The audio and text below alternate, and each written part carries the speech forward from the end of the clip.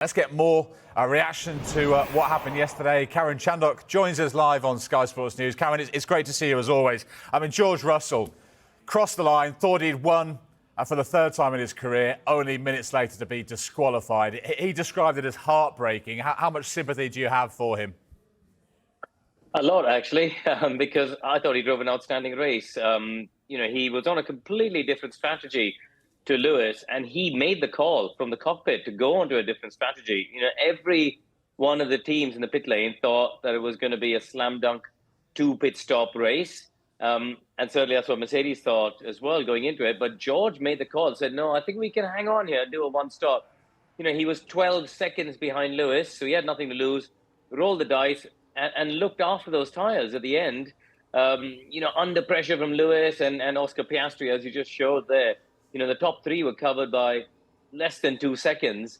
Yeah, such a shame for George, because in the end, I think by the rules, absolutely. Was the team right to be disqualified?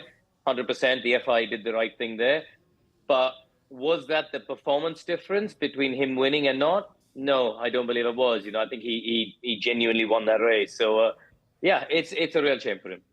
1.5 kilograms was the difference, wasn't it, that he was underweight by? How can something like this happen? Will Mercedes be asking themselves some pretty tough questions today?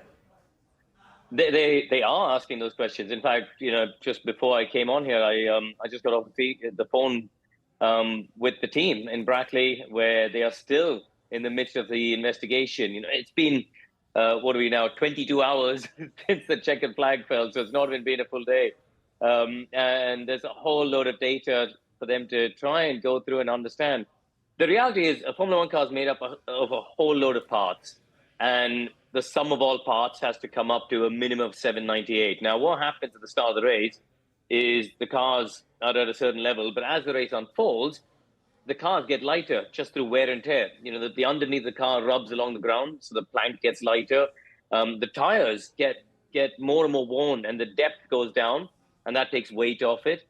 The drivers are actually, for the amount they're sweating and the work they're doing, they lose body fluid as well. And so, all of these factors seem to have come in together. What Mercedes did tell me this morning, when they weighed the cars after qualifying, both Lewis's car and George's car were exactly the same weight, which is what I asked them, because I said, how could it happen on one car and not the other?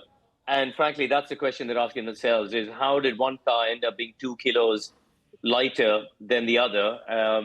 And they're still investigating it because they genuinely can't put a finger on it yet. In terms of the race itself, I mean, seeing the two Mercedes going head-to-head at the front, the two Brits, different strategies as well. Hamilton said afterwards that Mercedes failed to inform him that he was at risk of being beaten by Russell on his one-stop strategy. I wonder what you made of that. Yeah. I can totally understand and sympathize with Lewis. When you're halfway through the race, you've done the hard work of taking the lead. He passed Perez, passed Leclerc, got himself in a race-leading position and was absolutely on course, to win if everyone had gone to a normal plan. And certainly I can fully sympathize with him questioning why his teammate was given a different strategy, which ultimately proved to be the winning one. So I can totally understand his frustration.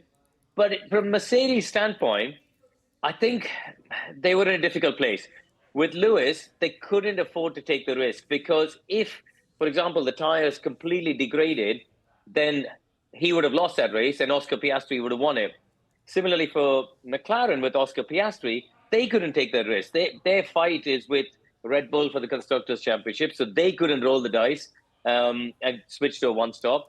In George's case, he was 12 seconds behind Lewis. He wasn't in contention for the win. He was going to be fifth at best. If he did a two-stop race, he would have been fifth. So why not take a risk? And it was a risk, but it was one that paid off for him. I mean, Hamilton's got a bit of momentum going now, hasn't he? And he was actually asked after the race, he said, could you still win this world title? And he sort of laughed it off. What do you think? I think for him to win the world title is a tall order. The reality is, in the last 8 races, yes, everyone's gotten closer to Max Verstappen. Undoubtedly, he doesn't have the performance advantage he did at the start of the year. But in the last 8 races, Max has still outscored everybody else. You know, he's if you took just these 8, the championship battle would stay Verstappen, Piastri, Hamilton, Norris. You know, so in the end, I think it's still a tall order for Lewis to win the championship. But the fact that won 3 out of the last 4 races as a team, you know, Mercedes, is an amazing turnaround for a team that looked pretty nowhere at the start of the season. And yeah, absolutely. You know, and they're contending race in, race out now. A real dramatic shift, as you said, from the early season. Of course, we know that Hamilton will be leaving, though, at the end of the campaign. He'll be going to Ferrari. Is there any part of him that might be thinking, I've gone too early? Maybe. You know, Ferrari started the season strongly and have since dropped backwards. They seem like they have the 4th fastest car now. They have to drop behind Mercedes. But Lewis is betting on 2026. You know, there's a big regulation change coming. Next year, it will be what it will be. And, you know, Ferrari might have some opportunities to improve again. But I think Lewis is really hoping and betting on the fact that the 2026 car from Ferrari will be better than the Mercedes. A couple of final questions for you, Karun. Firstly, on McLaren. Piastri outraced Lando Norris again, and the British driver admitted he may have been just trying a little too hard yesterday. How do you think McLaren will be feeling as they head into the last part of the season after the break? I think they'll feel really optimistic about the next 10 races coming up. They've had a really strong run of form. They've now got 2 drivers who both won races in their rookie season.